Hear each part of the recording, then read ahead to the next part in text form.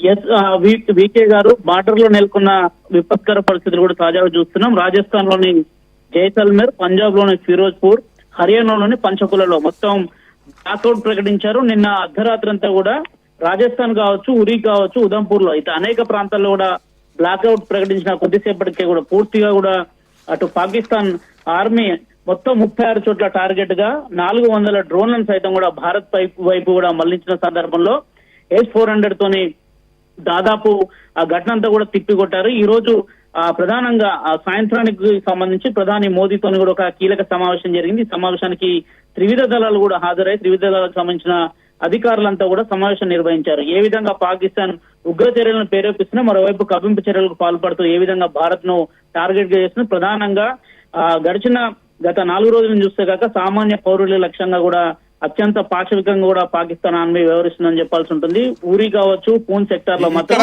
ఇక్కడ మనం మాట్లాడవలసింది సతీష్, రెండో రోజు కూడా పాకిస్తాన్ ఈ అటాక్స్ ని ఈ షెల్లింగ్ ని కంటిన్యూ చేస్తుందని మన ప్రభుత్వం ప్రెడిక్ట్ చేసిందా? ఒకటి, దానికి సంబంధించి ఎలాంటి రిటాలియేషన్ ఉంది, ఎంతవరకు యాక్టివేట్ అయి ఉంది మన సిస్టమ్ మొత్తం అనే దాని మీద ఏం చెప్తున్నారు?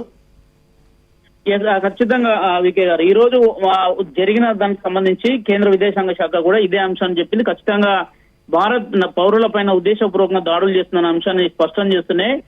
దీన్ని అడ్డుకునేందుకు కూడా సాయశక్తులు కూడా అటు సాయుధ దళాలు కూడా ఫైట్ చేస్తున్న అంశాన్ని కూడా చెప్పింది. ఖచ్చితంగా దీంట్లో పెద్ద ఎత్తున కూడా మూల్యం చెల్లించుకోవాల్సి వస్తుంది పాకిస్తాన్ అని చెప్తున్నారు. ఉదయం నుంచి కూడా జరుగుతున్న పరిణామాలు చూస్తే కాక ప్రధాని మోదీ సైతం కూడా ఇదే అంశాలపైన కూడా సుదీర్ఘంగా సాయంత్రం కూడా ఈరోజు త్రివిధ దళాలతోని సమావేశం నిర్వహించారు. ఏ క్షణం ఏం జరిగినా కానీ పూర్తిగా భద్రతకు సంబంధించి ఆర్మీకి సంబంధించి పూర్తి రైట్స్ ఇచ్చారు. వారికి